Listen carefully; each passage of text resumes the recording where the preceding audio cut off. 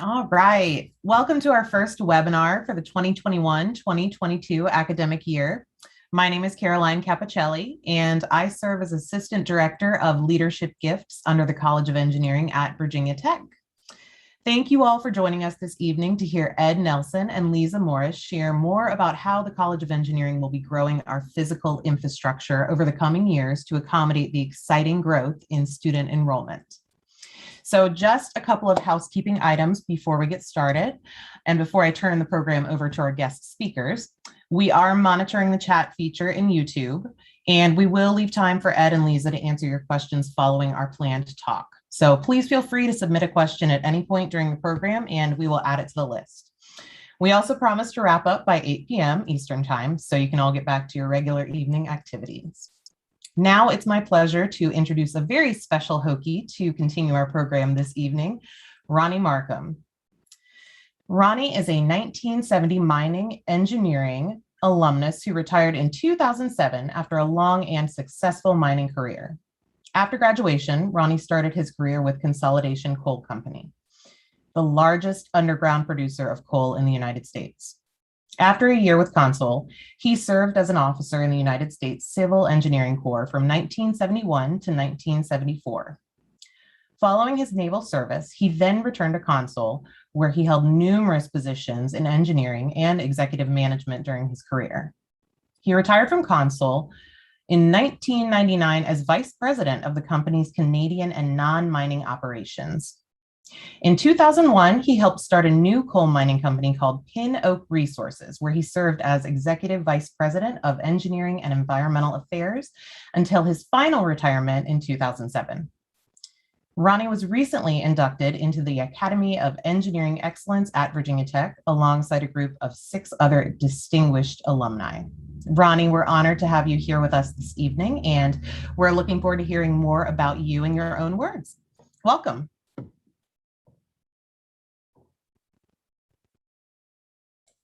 Okay, can everyone hear me? Can you hear me? Will somebody let me know if they can hear me? Yes, we can hear you, Ronnie. Okay, all right. Thank you so much, Caroline, for that wonderful introduction. It's certainly a pleasure to be with everyone this evening to share my passion for Virginia Tech engineering with you guys and some fellow alumni.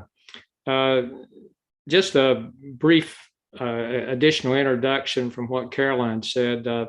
I have served on the Mining Engineering Advisory Board for 11 years. I'm now a kind of a retired member, but during that time, I also served as chairman of the board for 3 years. I've also been president of the Greater Pittsburgh Alumni Chapter when I was a lot younger, and that was certainly a lot of fun to be involved at an early age. We had phone banks we called. Computers didn't have all the technology that we have today, so we called everyone to try to get them to attend meetings rather than send out emails, which we didn't have back in those days. And I've also here in Blacksburg been the former president of the Blacksburg Sports Club, which certainly supports Virginia Tech athletics as well as athletics at Blacksburg High School. And that was certainly a lot of fun, and I was very honored to do that for 4 years. I have so loved the time I spent in Blacksburg as a student. It was probably, as many of you who are alumni reflect on it, and that's some of the best years of your life being here as a student in Blacksburg. And I've lived in 8 different states during my career, and with the Navy and working, but I always wanted to come back to Blacksburg to retire, and I finally got to do that after I retired from working. And I just love it here. It's just a wonderful place to live, and it allows me to be so engaged in everything going on at Virginia Tech and the community here in Blacksburg. So it's been a really, really good thing for me to be back here in Blacksburg. And I'm a big Hokie. I've got my Hokie stuff on tonight. I attend all of football games, basketball games, soccer, baseball, you name it. I've been to all of them, and just love watching sports here in Blacksburg. It gives you a great deal of pleasure to see the Hokies, especially when they win. And I think one of the things I want to really go over tonight is, as an alumni, as a proud Virginia Tech PROSM type of guy, it's so important, I think, to be able to give back. I would have never achieved what I've achieved in my career if it hadn't been for the degree and the opportunity to learn to be a good engineer at Virginia Tech. It got me started in the coal mining business, and it was such a wonderful career for me. It was a lot of fun, a lot of tough things to get through at times, but I really enjoyed it, and it's been financially very good for me. And I think I get so much pleasure from giving back to Virginia Tech. And my wife and I have done 4 scholarships here at Virginia Tech, 2 in athletics and 2 academically for engineering, 1 for mechanical engineering because my son graduated here in mechanical engineering, and 1, of course, for mining engineering. And we get to meet those students just about every year. It's a new one. We either have them out to our home for lunch or dinner, or get to see them. And it's such a pleasure to see these young people and how talented they are. I was a decent student when I went to Virginia Tech, but these students today just blow me away of how good they are. And Virginia Tech is not an easy institution to get in, especially if you want to major in engineering. Yeah, so I think we get the cream of the crop of the students who want to go into engineering. And I think most of you engineering alumni will agree that engineering is the cornerstone of this great university. It always has been, and it always will be. So we need to keep that cornerstone active. And I think all the department heads here and Dean Julia Ross, they're doing such a wonderful job of making Virginia Tech one of the top engineering universities in the country. And that really makes me proud as an alumni.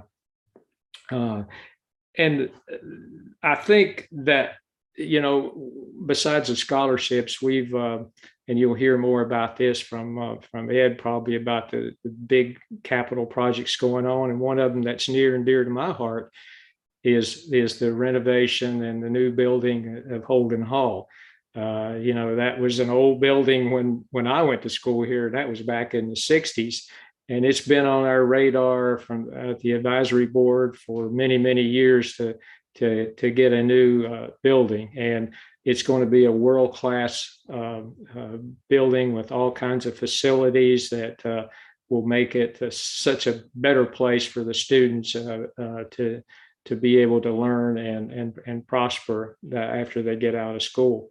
And my wife and I have contributed to get one of the labs at Holden Hall named for us. And I'm so proud for that to be a part of my legacy, to have my name on something at Holden Hall, which is near and dear to my heart. So that's some of the things that I wanted to share with you tonight. The message is, if you can, please give back as much as you can, but be involved. Be involved with Virginia Tech, whether it's financially or just being back in Blacksburg when you can.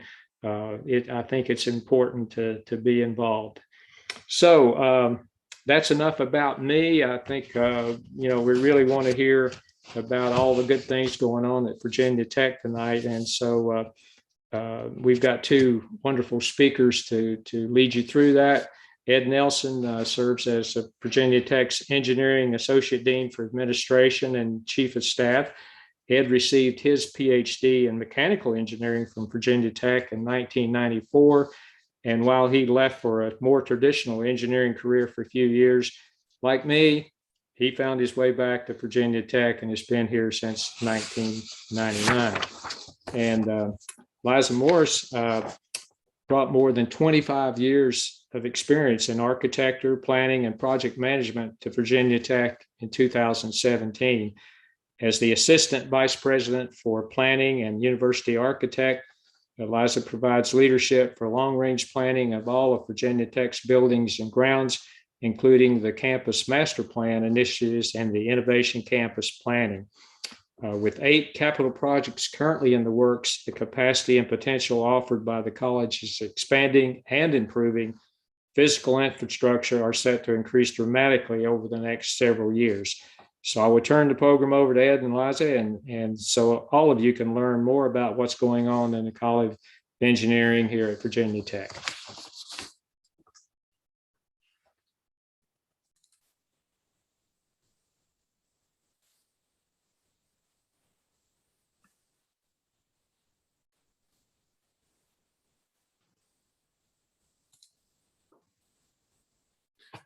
So Ronnie, thank you very much for that introduction. I'm going to share my screen, and as we work through the presentation, I'll at times hand it over to Liza, and so she will chime in on parts that she's most familiar with. So let me begin by starting sharing my screen.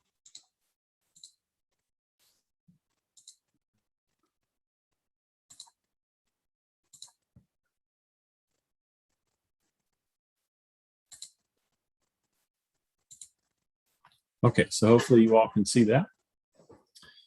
So first of all, welcome, and thank you for giving a little bit of your time this evening for a review of different capital projects that are happening at Virginia Tech, in particular with the College of Engineering. And Liza, as the university architect, will follow the summary of the presentation about our different building projects with a summary of the master plan, so you can see where things are going in the future. So it's a great combo to have. I'm really glad to have Liza with us this evening. So if you've been to Blacksburg and you've walked around campus, you've probably noticed that the sidewalks have been a little more crowded in recent years. And you've not been mistaken if that's been your impression. This photo was from the first day of classes this fall semester. We're glad to be back in person for the most part. And to give you a sense of why we're doing all these building projects, when I started with the College of Engineering in the role that I'm in now, in fiscal year 2005, which starts in 2004, we had around 7,500 students. That's a combination of around 5,500 undergraduate students and around 1,900 graduate students. So in that time, just the time that I've been with the college, we've grown 55%, so that we now have 11,600 students. That's a combination of undergraduate and graduate students. And our physical infrastructure has not kept pace with that growth. And we feel it. So our classrooms are crowded, the sidewalks are crowded. And when Dean Julie Ross started with the college, one of the first things that she did was to embark upon a strategic planning process, which is really one of the hallmark accomplishments that we have been able to create and develop this plan using best practices. But at the beginning of that strategic plan, they called out the lack of physical infrastructure or the improvements needed in our physical infrastructure as being one of those high priority areas, one of the threats that was identified through that strategic planning process. And I'm glad to report today, 2 or 3 years after the creation of that plan, that we are making real progress on improving our physical infrastructure. So if you've driven around campus, you will notice a lot of construction going on. Now, we are a part of that, but to give you a sense of just what's going on at Virginia Tech, and then we're going to dive into the College of Engineering piece of that here in a bit, we have 21 active projects right now that will renovate over 300,000 square feet of space. We'll add 1.7 million gross square feet of space through new construction. And that represents about $1 billion worth of business. Now, not all of that happens in 1 year. It takes several years for these projects to play out. But that list does not include projects that are important to us that may be under the management of the foundation. And I'll talk a bit about that. So if you think things are busy, you're right. And this will give you a sense of those different projects that are underway on the campus at Virginia Tech. And what's important here is that it's a real mix of things that involve athletics or the College of Agriculture and Life Sciences. What's in red are projects that are under construction. So if you take a look to the right and you kind of see the red continuing, it looks like we're going to have the sort of the volume of activity of new construction, at least for the next 6 quarters on campus. So it's busy. We have a lot going on, and that's going to be the case for the foreseeable future. Where is all that development taking place? So in the center of this aerial photograph, you'll see the drill field. Most of you can pick that out. To the north of the drill field is where most of this activity is. To the south, we have a few projects, athletic projects that are in the warranty phase, but most of this activity, most of the new development, the planning is taking place north of the drill field. Now, so there'll be a lot of activities in that region of campus. So we heard Ronnie mention 8 projects, and that's one number that I hope you'll remember after tonight. And that's 8 projects that are impacting the College of Engineering. And I'm going to run through each of these, and then Lisa's going to wrap up with a discussion of our master plan. So one is Holden Hall. That's the one that Ronnie mentioned, and we're going to see pictures of each of these. Next is the Gilbert Street project. That's a foundation project. That's not on this list, but it's adjacent to campus. Very important project at the College of Engineering. One is the Data and Decision Sciences project. And also the Innovation Campus Academic Building number 1. That project is in Alexandria, Virginia. Both Data and Decision Sciences and the Innovation Campus Building have come to us by way of the Tech Talent Pipeline Initiative, which I'll talk about in a bit. The Undergraduate Science Lab Building, which is important for swing space. HIT Hall, which is important to our Construction Engineering Management Program in the Myers-Lawson School of Construction. Another building that was not on that prior list is the Virginia Tech Swing Space Building, which is the largest building under construction right now, but it'll be the largest building in Virginia Tech Corporate Research Center. And then we're going to wrap up with a very exciting project, which is the Randolph Hall Replacement Project, which will be the largest building built on the Blacksburg campus. A couple of other projects that we'll touch on are the multimodal transit facility, which it impacts the north part of campus, as well as the chiller plant expansion. So diving into Holden Hall, this photo was taken last week, and you can see it's coming together. We anticipate substantial completion in February of this year, and to install furniture, to move faculty and offices sometime in spring break or following the spring semester. This project, if you remember Holden Hall, very beautiful building, but sort of inefficient in use of space. And Ronnie was right when he said it was in poor shape. It had one of the lowest facilities condition index of all buildings on campus. So it was in pretty rough shape. Every time it rained, we had a flood. But through the expansion of this project, we're going to add about 60,000 square feet. And it will be home to mining and minerals engineering, Virginia Center for Coal and Energy Research, as well as material science and engineering. So it's going to have a lot of Hokie stone, a lot of labs, instructional labs, classroom spaces. This is a photo of Holden Hall from the south side. You can see a linkage bar between the old Holden and the new Holden or lab wing. The old Holden has been renovated to have upgraded offices up to the state standard for offices. The lab bar largely includes classroom space, research lab space. But there are some specialty spaces in this building that are notable. One is a mock mine. So our students in mining engineering do a lot of work with autonomous mining equipment. And the building will have on display a mock mine with 3 different mining pits. This is a news story that came out in this week's news featuring Emily Sarver. She's one of our professors in mining and minerals engineering, and she teaches a class with other professors from Columbia and Chile and Colorado, and of course, Virginia Tech. So when you come to campus and this building is complete, you'll have a chance to look in and see the mock mine in operation. The next project is the Gilbert Street project. It's a monster, and it looks like a monster. So if you've been to Virginia Tech and you've seen Goodwin Hall, that's 150,000 square feet. To put it in perspective, the Gilbert Street project is 250,000 square feet. So it's really, really big. And so this project is under construction. I'll show you a picture here in a second.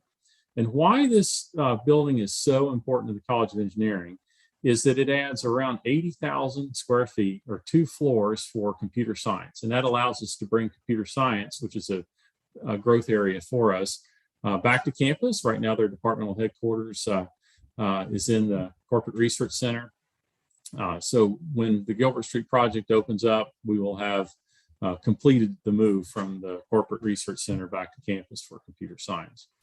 This picture you see on the right was the final piece of steel that was installed on the building, and that's a photo from a news story from last week, I think. But here's a picture of this building that's sort of taken from the same vantage point as that rendering, but you can see it's a really big building.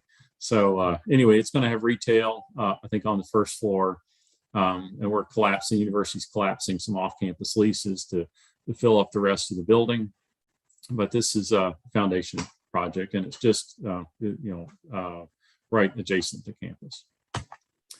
The next project is the Data and Decision Sciences building, and this is a building that was funded through the Tech Talent Pipeline Initiative. So the people on the call, Zoom meeting, will remember the big HQ2, Amazon HQ2 economic development opportunity, and Virginia competed with many other states for that business and won it. And part of the winning bid was the Tech Talent Pipeline investment from the state, which is, and Virginia Tech got the lion's share of that investment. And through that investment, we were able to put up the Data and Decision Sciences building, which is part one of a 2-part project. The second phase is really a College of Business initiative, but phase 1 includes space for the College of Engineering, the College of Science, and the College of Business. College of Engineering being mostly computer science. It's going to add 115,000 gross square feet of space. Chelstrom & Lee is the builder, and they're doing a fabulous job with the construction of this project. It's really going well. What you see in this photo is Price's Fork to the right on a beautiful Blacksburg day. You see 7 lifts operating in a little tiny confined space. And that's what I found interesting about this picture is, when I asked myself, how do you operate 7 lifts in such a small space and not hit each other? So I included it for that reason. Here's another picture, obviously taken by a drone. And this is one of the final concrete pours for the project. But you can see that's a big building coming together, and that's between the parking garage and Price's Fork. So next is another monster project. This is 300,000 square feet. It's in Alexandria, and Liza, I'm going to turn it over to you to say a few words about this project. Great. Well, thank you, Ed, and thanks everyone for having me here this evening. So as you mentioned, this is located in Alexandria, and it's specifically in a redevelopment area called North Potomac Yard. And it is even more specifically in phase 1 of North Potomac Yard redevelopment. And so as you can see in the image on the right, the site is actively under construction. We're very excited about that because, as I mentioned, this is tied to the Tech Talent Pipeline, and we really started working on this in probably the first week of August of 2018. So it's really exciting to get things underway up there. One other thing that's fantastic about this site in particular is that there's a new metro stop that is under construction on the south end of phase 1 of the site. And so that's going to put our new innovation campus within a 5-minute walk of a metro station. And so I think that station is scheduled to be complete in this coming year. And then our building is, we're moving towards construction, starting and getting underway and looking to have that building occupied by 2024. If you want to go to the next slide, Ed, we can look at the site. And so this is at the north end of phase 1 of North Potomac Yard. And our campus is 3.5 acres of that. And so you kind of see there's a little light red line around it. Our first building, Academic 1, which I mentioned is 300,000 gross square feet. So it's a very, very large building for us compared to our next largest building is Daring at 250. And then the Replace Randolph project would be more than that. And so we have 2 additional placeholders on this site. We have for an Academic 2 and an Academic 3, and those would each be about 150,000 gross square feet a piece. So we've gone through the entitlements process for this whole site in order to be able to move forward with those in the future. The site is organized around a central green space, and you might find it interesting that then will sit over the top of a 50,000 gallon rainwater cistern that will hold gray water, and we'll be able to reuse that for flushing in the building and things like that. And that's just one of many sustainability features of both the site and the building. For example, the building itself will be is shaped in order to maximize the solar generation capabilities. And so it's oriented in such a way so that we have maximizing the potential of both surface photovoltaics as well as building integrated photovoltaics. So those will actually be in the glass surface, the facade of the building. So it's going to be really interesting. You want to go to the next slide, please.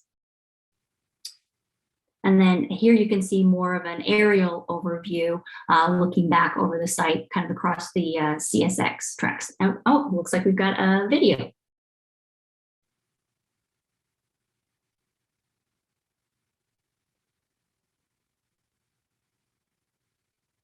And then you can look out over towards the Potomac. And so we will have views across the Potomac, across towards the Capitol, from our site. So this is from the south end of the site, actually looking north. And so our campus will be just at the north end where that apex comes together. We can kind of see the tree line coming in there. And there'll be a linear park that will connect to additional parks and bike trails and things throughout Alexandria, as well as up into Arlington and beyond.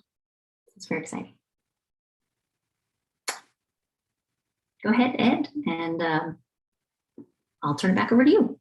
Yep. Okay. Thank you, Lisa. And I hope you all were able to see the Washington Monument and Reagan National in that video. So we were right in the middle of things in Washington, D.C.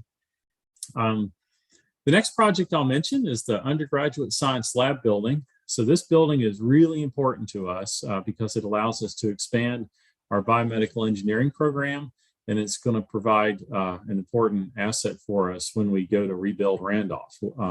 So the current plan for Randolph is to demolish the entire building, and it's a big building, 150,000 square feet, and we need a place to put instructional labs like the Frith Lab. We need a place to put classrooms. And so the Undergraduate Science Laboratory building is going to provide one of many solutions for that big challenge of where does all of that activity go. So this project has been designed for a while, but it's finally going to start construction in spring of 2022. So it's the design is complete. I think we've completed all of the pricing for it. So now it's just a matter of getting started with construction. This will be 102,000 square feet, and it's going to go across Perry Street from the new classroom building. Perry Street's going to go away, incidentally, and I'll show you that in an upcoming slide. Oh. Let's see. Okay, here we go. The next project is HIT Hall. So HIT Hall, we hope to get started late this fall with some site work. This project is very important to our construction engineering management program and to the Myers-Lawson School of Construction, and it will adjoin Bishop Favreau Hall. So this is an important project for Virginia Tech for a lot of reasons, but it's another project that's going to be in the north part of campus. It will also be very close to the Undergraduate Science Lab building, so we'll have 2 projects underway in proximity to each other. I've mentioned now a couple of times this multimodal transit facility. So this is not a College of Engineering project, but it certainly impacts the north end of campus. This is actually a town of Blacksburg project being done on Virginia Tech campus. So people will sometimes ask us, how tightly do we work with the town of Blacksburg? And I'll tell you very closely. So to orient you a bit, in the center of the picture is the existing parking structure. That's known as the Perry Street parking garage. It's the big parking structure that you see off of Price's Fork Road. To the west of that, or towards the end, will be a big bus loop. And to the south and east of that will be another big bus loop. Each will be accessible, one off of West Campus Drive to the west and the other off of Stanger Street to the east. And why this is important, you think about what we have now behind Durham and Whittemore is Perry Street. That goes away with the construction of these two bus loops. The goal is to get buses off of the drill field and to have students come to campus, and they would get off of the buses here at these two bus loops and make their way through campus. So how we accommodate all of that foot traffic through the construction of these new buildings is something that Liza worries about, and we try to help her. We were in a meeting this afternoon talking about exactly this topic. So anyway, I bring this up because it's obviously people will say, well, what's this big project going on over there? And now you know it's the installation of the multimodal transit facility. This is another project not on that list that I showed you earlier. This is the Virginia Tech Swing Space building, and it will be the largest building built in the Corporate Research Center. It's about 66, here's the stats on it. It's about 67,000 gross square feet of space. And ultimately what we are doing here is putting up a building that Virginia Tech can use for the Randolph project or for other projects as they need a place for people to go as buildings are taken offline for renovation or for construction. So this building, very important to us, in particular for the Randolph project. It includes a number of dry labs, wet labs. The initial occupants of this building will be mechanical engineering and aerospace and ocean engineering. Those occupants that will be displaced when we demo Randolph.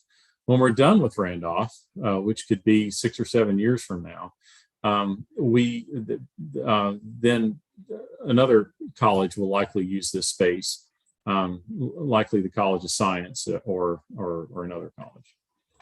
So this picture was also taken last week. You can see the ground floor slab has been poured, the stairwell has been put in. Okay, so now let's talk about Randolph. We've hinted that this has been in the works, and it is. So we finally received a planning authorization from the state that provided funding to get through 50% design. Some people ask, how long does it take to do a project like this? And it takes a long time. It takes 2 to 3 years of planning. And a big project like this could take up to 3 years in construction. And that's assuming all the funding is in place, that there aren't problems. So the timelines for these things can really extend longer than what you might think. But to give you some sense of how long we've been waiting, this project, the replacement Randolph Hall project, has been on the capital plan since the early 90s. That's a long time to wait. And so we are ready. And we've been thinking a long time about what all this building needs to accomplish. I'm going to touch on that as we get through this. But our goal is very aggressive, and that is to get through preliminary design or through 50% design by this time next year. That will allow us to get 3 different price estimates and go to the General Assembly in January of 2023 to ask for construction funding. So right now we're working with Perkins & Will. They're the A&E firm, the architecture and engineering firm. They've been fabulous to work with so far. The CM, it will be Skanska, and we've not engaged them yet, but will soon. We've mentioned this building will be 284,000 gross square feet. That's the plan. And they'll be the largest building on Virginia Tech Blacksburg campus. So we are in the middle of design. So been seeing a lot of Liza lately, and she's been busy with this and other projects. And we've been seeing a lot of Perkins and Will. So they have been very, very busy on this project since we began. So with a big project like Randolph Hall, we have a lot of goals. And I'm going to run through these real quick to just give you a sense of the different things we hope to accomplish in this project. But as you know, Randolph Hall is in the center of campus. We want this to be a showcase hub building for Virginia Tech and for the College of Engineering. It'll be the departmental home of the Kevin T. Crofton Department of Aerospace and Ocean Engineering. We'll, of course, have offices for faculty and staff and graduate students. There'll be a number of general assignment classrooms in the building. The current Randolph has 21 general assignment classrooms. We hope to expand the number of classroom seats that we have available in the project. We have a number of instructional labs from mechanical engineering and aerospace and ocean engineering and engineering education, notably the Frith Lab. We have research labs for mechanical, aerospace, chemical, and others. Through the renovation project, we want to provide weather protection for the stability wind tunnel. We want to maintain operation of the stability wind tunnel during construction, which is going to be a real trick. We hope to provide an improved space for student recruitment. We want to have a visible space for student advising and student success, and I'll show you an example of that in an upcoming slide. We want to take advantage of what we've learned during the pandemic about our ability to work remote and to offer flexibility for those that work 100% telework or hybrid telework to save space that then adds more classroom space or more research space. We want to have a lot of student project space. We want to have spaces in the building for teams to meet. We want to have opportunities for industry engagement, and I'll show you what I mean by that. We want to organize our machine shops to support teaching and research and project-based learning with portions available for faculty and staff and students to use. We want to plan for growth. This building will serve us a long time. We want to make dual use of space wherever we can. For example, classrooms that could be used after hours for hosting events or for project spaces. The building will need to be energy efficient. We will meet the LEED Silver target that the state has set. We want to have a lot of daylight in the building. It'll be a big building, so how you get around it, how you find your way through the building will be important. We want to ensure universal access. So for those people that are in a wheelchair, we want them to have a similar experience of navigating through that building as someone that's not in a wheelchair. We want to put engineering on display. We want to have lots of flexible, reconfigurable, and reassignable spaces. We want, to the greatest extent possible, to share equipment for research. We have lots of informal study spaces for students.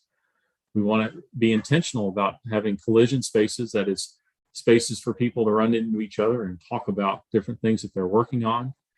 And we get asked about this a lot. So will you have a place for the bust of Rankine, a donor recognition wall, heraldry? And we will do that, as well as have some sort of display that talks about the history of Randolph Hall. So a lot of goals with this project. Here's an example of what we mean by that. So this picture was taken last week at Texas A&M, and it's a recent building, engineering building. It holds, this particular classroom holds 260 people, and there are lots of different options for students to sit together and organize themselves in teams. There are places to plug in a monitor or a laptop in these tables, so you can see how you accommodate a lot of people in this space, and yet you can still have teamwork underway. You see confidence screens in the back for the speaker, but this is exactly the type of space that could be used by students after hours for team meetings and the like. This is an organized machine shop. If you've been in the basement of Randolph, you know that it doesn't look anything like this. And we have an opportunity with the redesign of Randolph to organize our machine shops so that we're supporting model development for the wind tunnel or project-based learning or different areas of research or advanced manufacturing, or our goal to integrate design and manufacturing. So we've got a lot of lessons to learn from examples like this. This is another example from a new building at Texas A&M, and this is a student success and advising center located on the ground floor. It's got a lot of glass. It's very inviting. a lot of spaces for students to meet with advisors. So this is absolutely something that we want to borrow from. This is a really interesting space. This is a 650 person round classroom that we saw in Texas. The acoustics were awesome. It's a very popular space, and you're no more than 10 rows away from the furthest person. So maybe we won't build something this big, but we can certainly build something like this and to borrow some ideas from it. It's proving to be a very popular space. Each of these seats has an outlet for a laptop. You can see that you can project in lots of different places, but the acoustics were great, lots of power, very popular with students. Here's an example of a team meeting space that we saw at A&M. This is from Louisiana State University, and this is a big distillation unit for you chemical engineers that are in the crowd. And this is what we mean by highly flexible, reconfigurable lab space. So when they designed this particular lab in this building, they didn't know that this 2-story tall distillation piece of equipment would go there, but it did, and it fit. And that's the type of flexibility that we need to build in to our labs. And this particular unit is used for both teaching and research. And this is an opportunity for industry engagement. So there at LSU, you can see the colors, they have a company that's come in to install this immersive visual environment. So students that are in the construction program can look at a drawing set, look for collisions between above ceiling grid utilities and maybe the structure of the building. And adjacent to this is a whole new, is a classroom that basically supports the use of this specialized piece of equipment. So you can see something like this going in and students using it for a few years, and then maybe it's replaced by something else. So that's what we mean by opportunities for industry engagement. So I'm going to turn it over to Liza now to talk about how all of this fits into the campus master plan.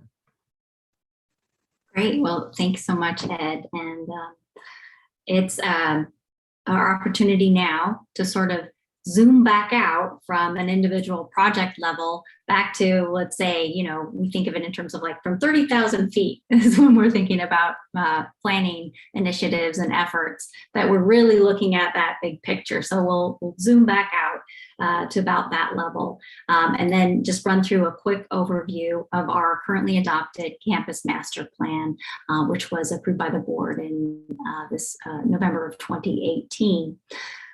So really quickly, the role of the Office of University Planning is about aligning, we're all about aligning physical campus with the university's mission, vision, and strategic plans. And so there are key tie-ins with this master plan to the College of Engineering's strategic vision that talks about transformational learning, growth, and leadership. And so the spaces and places that we can help create and locate as a part of a planning initiative go directly to supporting the college's strategic vision. The plan itself is organized in distinct sections, and so I'll just kind of give a brief overview of each one of those sections. The long version of this presentation goes about an hour and a half. I will spare you all and make this very brief. So to the first section, Ed, if you want to advance the slide. So key plan drivers. These are specific ideas or issues that early on in the planning process, we knew that we wanted to address, resolve, or things that we wanted to foster and do really well through this planning effort. And we also thought about, how can we strengthen Virginia Tech's position among our peers? And so the first one, the VT experience, this lines directly with a lot of the things that Ed's been talking about and creating those right types of spaces, all about fostering the Virginia Tech experience. So this plan driver underscores the need to create that variety of spaces and places, both inside buildings and outside in our landscape, that really foster the whole Virginia Tech student and make a great place for people to work as well. This is an opportunity to really promote transdisciplinary learning and experiential learning by creating that right mix of environments. This is all about investing in flexible spaces, which that's something that, Ed just mentioned that is important for us to think about, the flexibility of the spaces, but also spaces that can foster diversity and inclusion, which we know is a very important facet as the university continues to grow.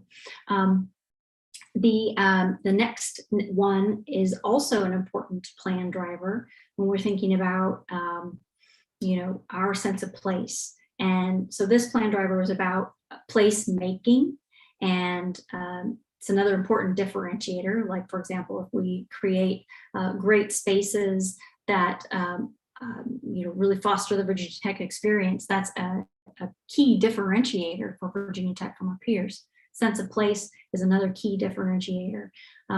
We have a high value landscape here at Virginia Tech on our main campus and a strong architectural tradition. And we wanted to ensure that that continued. And I'd also look at opportunities to enhance that and enhance that through fostering community. And that goes both inside and outside, as well as maintaining that character, quality, and the brand of Virginia Tech across all facets of our campus. The other key drivers were connections, strengthening those across the Commonwealth, across all of our locations. They're all important. Addressing growth, integrating accessibility, and incorporating sustainability at every level. And as you're aware, the university has just recently adopted a new climate action commitment. So we had included our prior climate action commitment. It's woven throughout the master plan. It positions us well to move forward with the new climate action commitment. Next slide. So the next section of the master plan focuses on campus vision. And these are more of the traditional land use planning initiatives that you would see in a master plan. So I'll just touch on a couple of these. The central spine, that's really about that incredible landscape experience here at Virginia Tech. The Ag Belt is ensuring that we protect and retain our land grant heritage by setting aside lands at the periphery of campus for ag use. And then the campus districts, that section, that land use planning effort really focused on looking at how we have been organized north-south across the drill field, and looking at that model as it has become stressed as Virginia Tech has grown over time. And so the master plan creates a new district and proposed enhancements, as well as other things in each one of the districts to better align with our overall goals and to bring that back together. If you want to go back one more, yeah, thanks. And so a couple other key outcomes from this were the infinite loop and the green links. The infinite loop was a land use plan proposal that as a major outcome that would create a 2.1 mile barrier-free route that would circumnavigate campus, and it would bring together all of the districts, connect them all with a fully accessible route, but also envision that to be multimodal. There's an opportunity for this to include autonomous shuttle pods on it. And so we've been doing some planning work on that. It also addresses beyond accessibility, stormwater, surface and fire access, and it also, we would build in places for folks to meet and recreation opportunities. The last one there, the green links, I'm going to talk about that a little bit more in a minute. And that was another major outcome. That's really the north-south routes across campus. And again, the focus there is to be barrier-free, truly accessible, and very integrated. Create gathering nodes that foster community and those productive collisions that's where people who haven't had an opportunity to interact or wouldn't in a siloed environment do have a chance to bump into each other, and great things can come out of that. The green links would integrate stormwater and would be designed to enhance that dramatic landscape experience that we really have here at Virginia Tech that's quite special. Next slide is the frameworks. So there were 5 frameworks that were identified.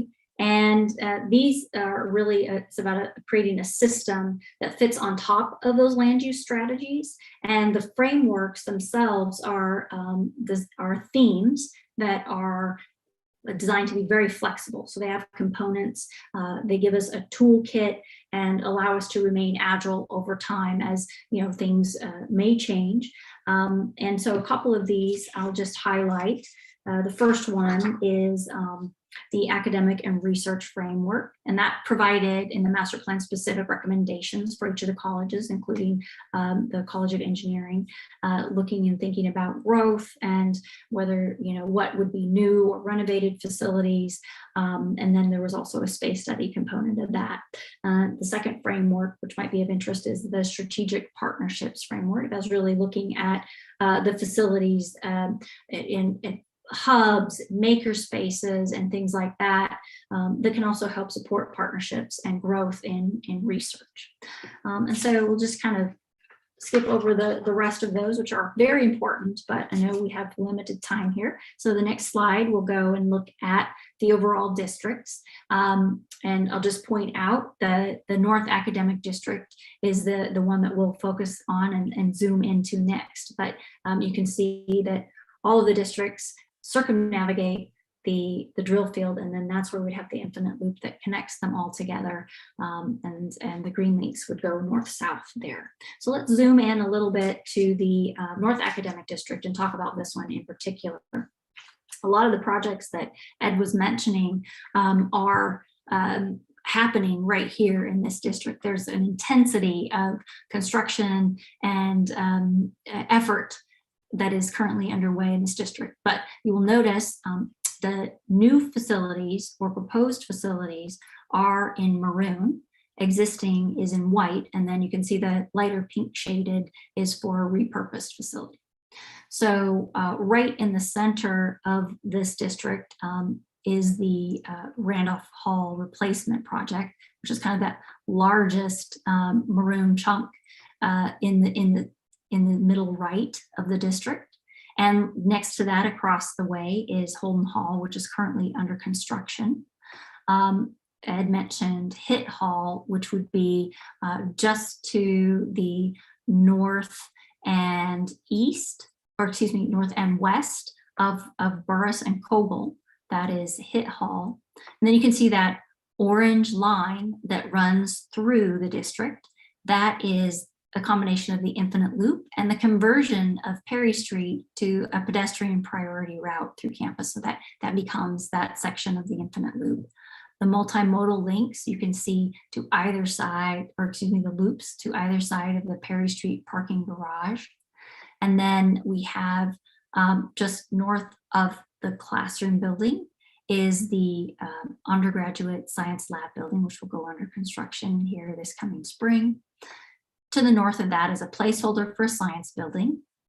To the north of that is the proposed Pamplin College of Business, and that is currently in fundraising. And then to the east of that is Data and Decision Sciences, that we were just looking at that one under construction. Next to that is another footprint for potential growth for College of Engineering, as well as on the other side of Goodwin Hall. In the lower left of the district, in the western corner down there, closer to the drill field, is footprints for future College of Science buildings and expansion.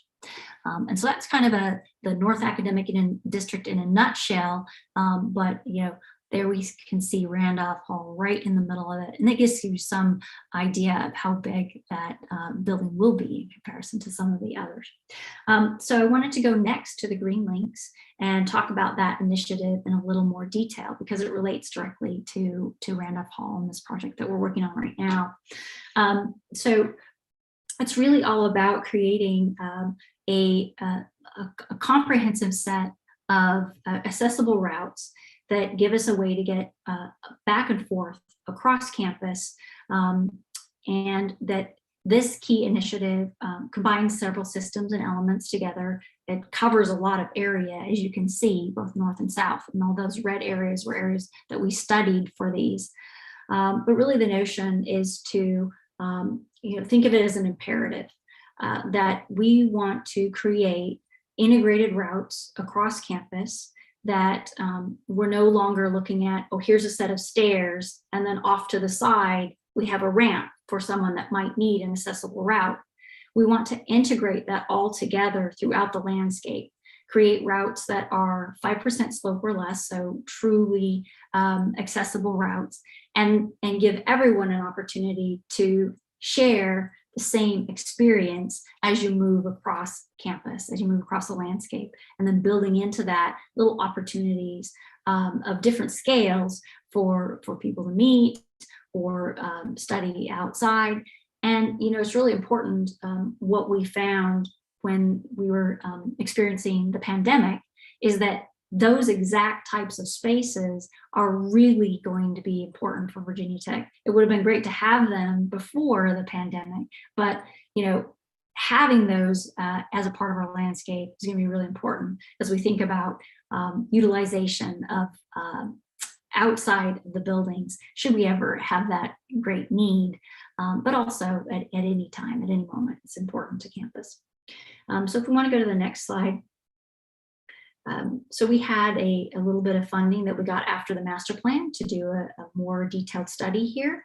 And so one of the things we looked at was focusing on the landscape that we have, really creating that dramatic landscape experience through each one of these links and opportunities, integrating the Appalachian cues into these landscape moments.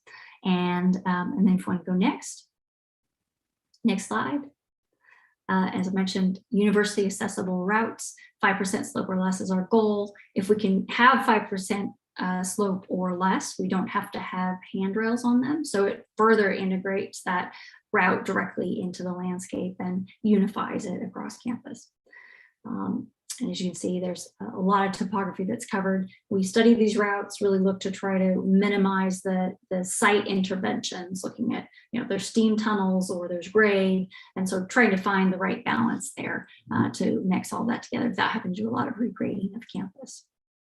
We want to go to the next slide. So this goes back again directly to the Virginia Tech experience and supporting a College of Engineering strategic plan goals, wherein we're pulling those experiential spaces out into the landscape, creating different scales, opportunities for productive collisions throughout each one of these. And I want to go to the next slide. So this is the North Academic District, looking at the green links as they have been identified. And then, so there would be multiples that would traverse north and south across the district. And then, so let's zoom in on the next slide and look specifically at the Randolph Hall portion of that. So this green link, again, it connects far beyond that project area that we'll be focusing on and really developing the details of that as we work through the design related to Randolph Hall replacement. But it just connects all far beyond this across the entire campus. So, the footprint that you see here, I wouldn't get too hung up on that. That's just a representative of what that new project layout might be.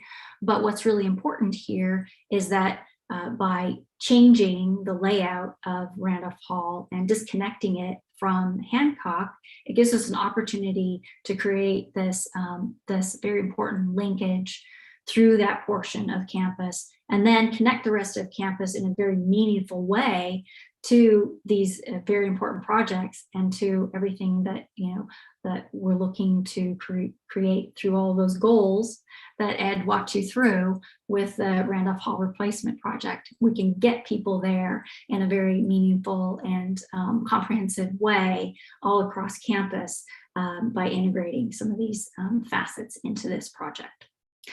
And so with that, I wanted to turn it back over to Ed, and I think we have the next slide. We have opportunity for some Q&A. Okay, excellent. So we are going to shift our program to the Q&A portion now. So please go ahead and submit your questions using the chat feature. While our live audience submits their questions, let's start off with a couple of questions that were submitted via social media with our event marketing. All right. So question one, will the Frith Lab be relocated while Randolph is offline? And will there be new space for upperclassmen in the new building? Well, maybe I'll take that one. And so the answer is yes. The Frith Lab will be relocated while Randolph is offline. Right now, the preferred solution for that is that the Frith Lab would be relocated to the new classroom building. So that's a building will start construction in January, but we've identified some space in that we think will work for the relocation of the Frith Lab.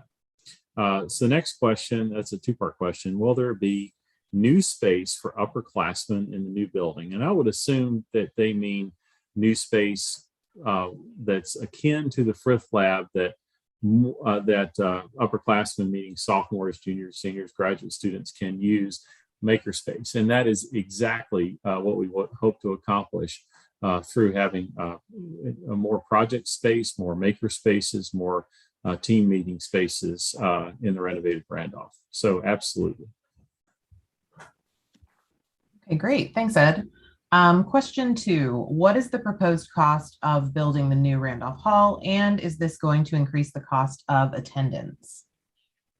I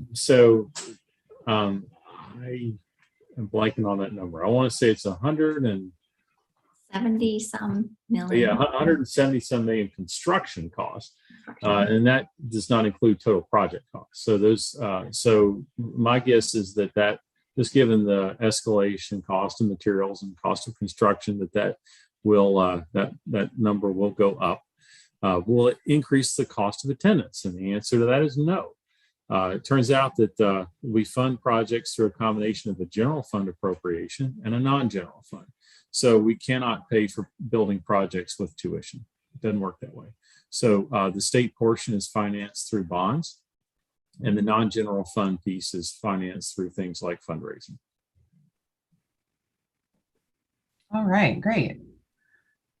All right, here's one. So how is Randolph Hall going to be the largest academic building on campus?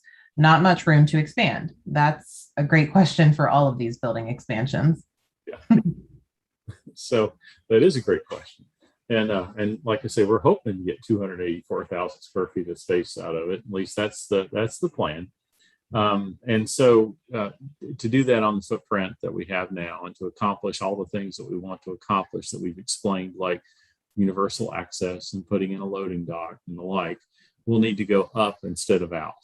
And so when we built Holden Hall, it's a lot taller than the building it originally replaced. If you haven't been to campus in a while, that little one-story wing that was Holden Hall is now as tall as McBride. And so we will have to go up to accomplish our square foot goals. So that's how we will build with limited space.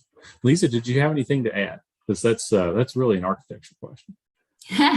Yeah, well, I guess what I can add is that right now, the way that the building is organized, there's a big area in the middle that has a very small underutilized type of square footage in the middle of it. So we can be a lot more efficient with our layout. And the other thing, by doing this move where we're moving it away from Hancock and using that as site circulation, and not trying to do that site circulation through the building, again, we'll be able to be a lot more efficient with the Randolph Hall space and footprint and utilization of that site. And so that's going to be to the benefit of fitting that square footage on that site.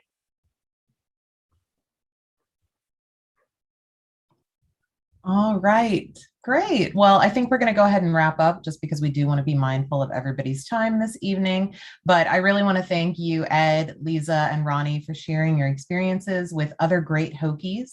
And I also want to thank everyone for joining us live. I know I certainly feel really inspired about our vision for growth under the College of Engineering, and I really can't wait to see what the future holds. So stay tuned for more great programming like this. My colleagues are working on a great presentation set for December 7th with Ben Chambers, the new leader of the Frith Engineering Design Lab. And if you ever have any questions, please don't hesitate to reach out to any of us. And Robin Stewart is always available to help you to get to the right place if she doesn't have the information on hand. Her full contact information is posted in the YouTube chat, but her email is vtengalumni@vt.edu. All right. Well, again, I just want to thank you all, and I hope you and your families continue to stay safe and healthy. And we look forward to reconnecting through the end of 2021. Thanks.